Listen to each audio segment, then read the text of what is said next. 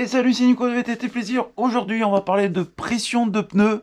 Et vous le savez, les sujets les plus simples sont toujours les plus difficiles à traiter. Alors accrochez-vous, on y va tout de suite dans cette vidéo. Alors combien de fois j'ai traîné mes oreilles un peu à droite à gauche et que j'entendais parler des VTTistes qui parlaient de pression, de fourche, de pression d'amortisseur, de réglage de sag et compagnie. Combien de fois j'ai entendu des VTTistes se prendre la tête sur plein de réglages alors que le premier réglage à prendre en compte, le rapport machine, pilote, terrain, le premier réglage c'est la pression des pneus les amis. Allez, vous l'avez compris, dans cette vidéo on va traiter de ce sujet là.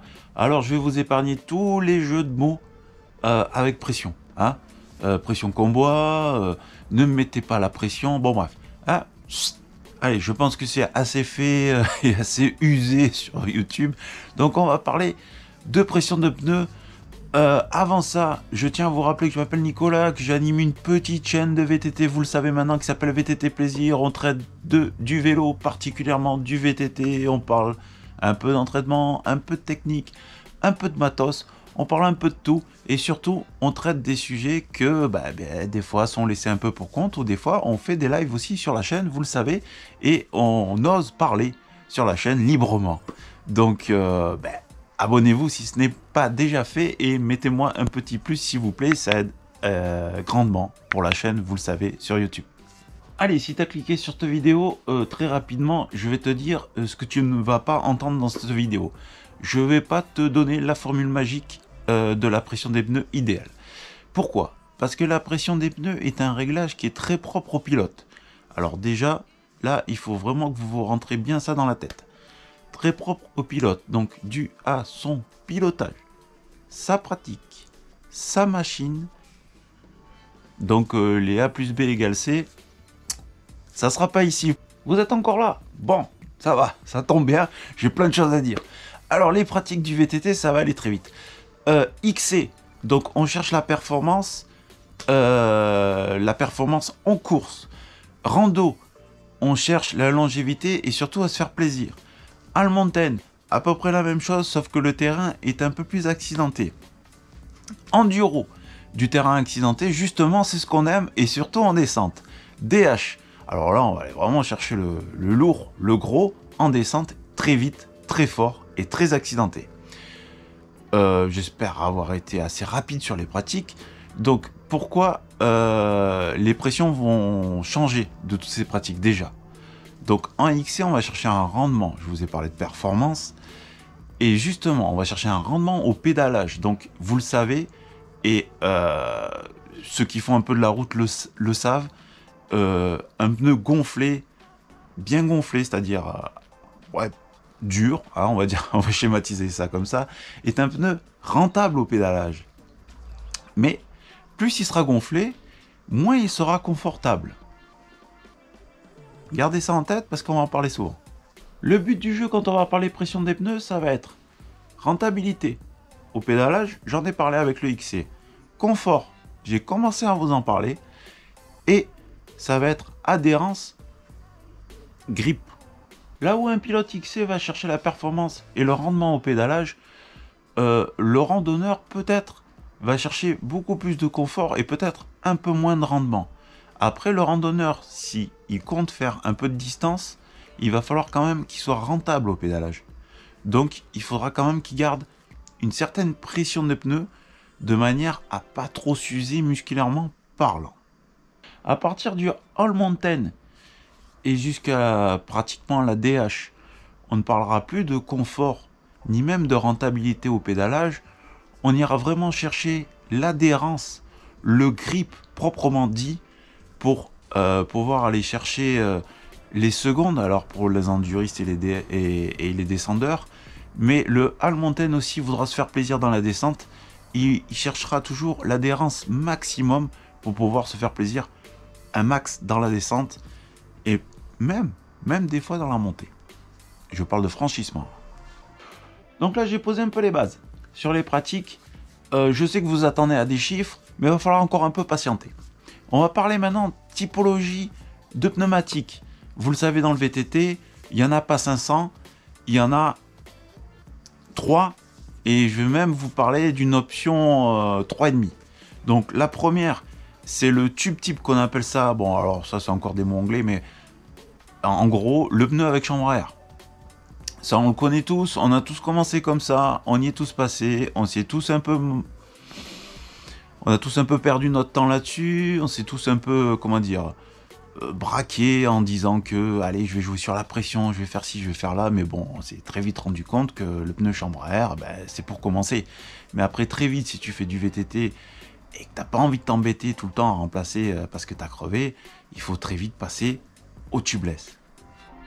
Le tubeless, alors, deux familles de tubeless, le tubeless ready ou le tubeless UST, si je dis pas trop de bêtises. L'UST, c'était pour moi à l'époque le meilleur système tubeless qui n'ait jamais existé.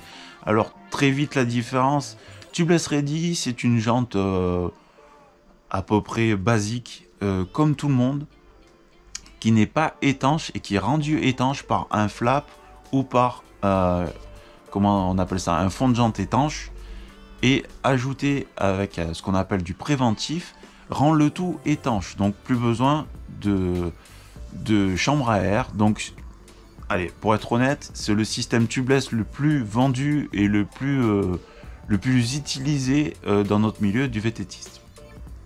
Système UST, le cercle de jante était complètement étanche. Mavic était très fort à l'époque pour faire ça, ça se fait toujours. C'est un très très bon système qui malheureusement a un certain coût et qui est souvent laissé un peu de côté, mais qui est redoutable si il est bien exploité et bien étudié. Je vais vous parler d'une petite option et demi, donc 3,5. J'ai envie de parler aussi dans cette vidéo des fameuses mousses ou dit inserts qu'on rajoute donc entre la jante et le pneu pour pouvoir un peu comment dire, rendre un peu plus comment j'ai envie de vous dire, un peu plus résistant votre roue, hein. C'est pas notre genre nous d'aller casser des roues sur des cailloux, hein. Non, on fait pas ça nous en VTT, hein. Mais bon, vous pouvez renforcer vos jantes à l'aide d'inserts ou de mousse, et je tiens à vous en parler dans cette vidéo parce que quelque part ça vous aide aussi un peu à descendre en pression. Et quelque part, on est dans le sujet. Donc, c'est l'option, je vous ai dit, 3,5.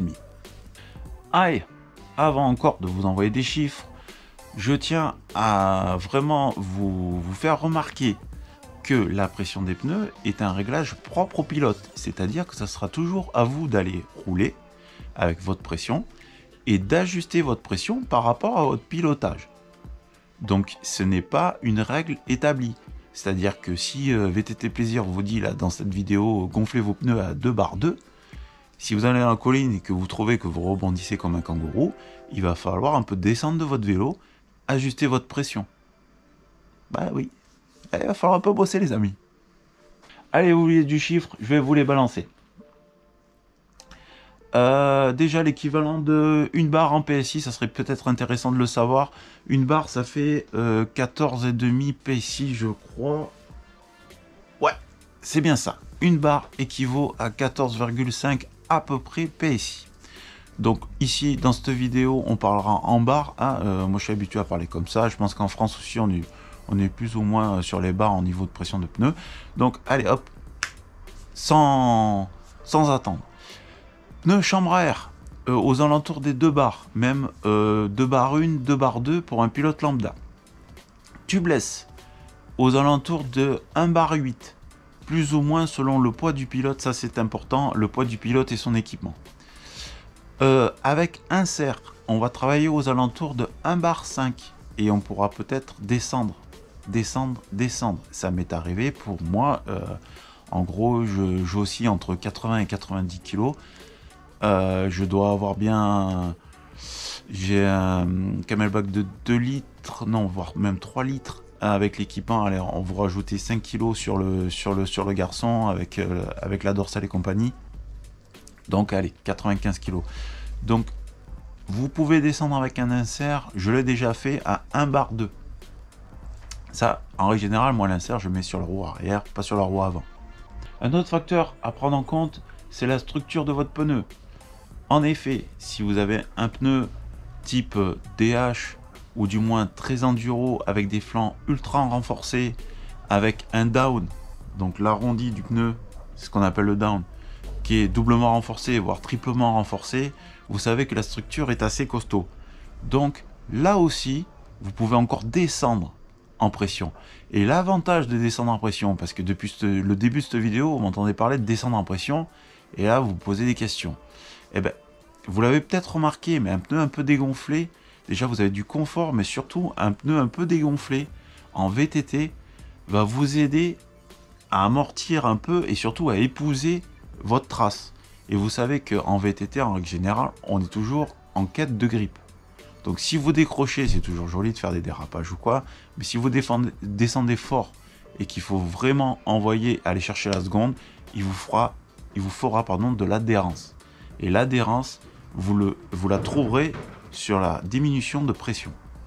A l'inverse, si vous descendez trop en pression, en gros, je vous le fais gros, votre jante ne sera plus protégée, c'est-à-dire que votre pneu va vraiment trop s'écraser et sur un impact, sur un caillou ou autre, vous allez vraiment taper la jante. Et là, c'est pas ce qu'on veut. Donc, l'intérêt de la fameuse option 3.5, l'insert, c'est ça, c'est descendre en pression pour gagner en grippe, mais bénéficier de la mousse de l'insert pour protéger la jante. Donc, vous ne pincerez plus, hein, parce que ce mot pincer, c'est vrai que c'est assez courant aussi, et vous n'irez pas taper sur la jante parce qu'il y aura l'épaisseur de la mousse. Donc vous allez protéger votre jante, pas pincer, et pouvoir passer, sans mauvais jeu de mots. Casser une idée reçue aussi, on entendait souvent de rouler dégonflé par temps de pluie, voire par grosse boue. Alors vous allez dire, ouais Nicolas, dans le sud-est, toi t'es pas trop sujet à la boue et tout, mais c'est un peu une bêtise d'avoir dit ça, c'est-à-dire qu'un pneu mou par temps de pluie, c'est un peu une connerie, hein, si vous me permettez un peu l'expression. Donc, par temps de pluie déjà, un pneu mou aura tendance plus facilement à crever, je suis désolé de vous le dire, et surtout, il n'ira pas chercher, on va dire, le point dur au fond du terrain, c'est-à-dire qu'en surface, ça sera humide, voire boueux, mais il n'ira pas chercher le fond, alors que si vous mettez un peu plus de pression, le down ne se déformera pas, et vous aurez peut-être au moins le centre de la bande de roulement qui ira chercher le grip au fond, et vous aurez un minimum d'adhérence. Donc pensez-y, à la limite faites-moi un petit retour dans les commentaires, mais je ne pense pas dire de bêtises, bien au contraire. Allez, puisqu'on est dans le tordage de cou de mauvaises idées, et mauvaises idées qui se sont un peu dissipées, on va dire ça comme ça, les VAE c'est pareil, hein, j'ai envie de vous dire. La bonne pression, vous mettez la bonne pression par rapport à votre pilotage, mais il faut savoir qu'un VAE a une section de pneus qui est adaptée au VAE, avec des freins qui sont adaptés au VAE. Donc il n'y a pas une pression spéciale pour un VAE par rapport à un musculaire. Ça c'est ça aussi, je vais remployer la petite expression. C'est de la connerie. Voilà les amis, j'espère que vous avez compris que rien n'est coulé dans le marbre et que il va falloir graver dans le marbre peut-être. Rien n'est coulé dans je sais pas quoi, dans le bronze peut-être, et rien n'est gravé dans le marbre. Mais il va falloir que vous bossiez, ouais, désolé, vous pensiez regarder une vidéo ou deux et puis ça y est, vous mettiez la bonne pression et puis allez hop, vous allez vous taper des barres dans la colline, eh ben non. Donc moi, le conseil vraiment que j'ai envie de vous donner, c'est déjà de tenir à peu près les règles de base que je vous ai données, c'est-à-dire aux alentours de 2 bars pour la chambre à air, peut-être même un peu plus, 2 bars 2, moi à l'époque en chambre à air, 1 bar 8 en tubeless et 1 bar sec, 1 bar 5 avec l'insert, la fameuse mousse. Et partant de là, vous affinez selon votre pilotage et surtout, j'insiste, selon la structure de votre pneu. Hein, vous le savez, je vous l'ai dit, triple down, double down ou renforcé sur les flancs, vous pouvez encore vous permettre de descendre. Par exemple, je donne juste un exemple vite fait. Un Magic Mary de chez Trouble. Les flancs sont comme ça. Donc là, vous pouvez gagner 0,1, 0,2 bar sur votre pression. ça, c'est un conseil d'amis, c'est cadeau, c'est pour vous. Les amis, je vais en rester là parce que sinon je vais continuer et je vais surtout vous dire des grosses bêtises. Mais et surtout, j'avais pas envie de citer des marques de pneus dans cette vidéo.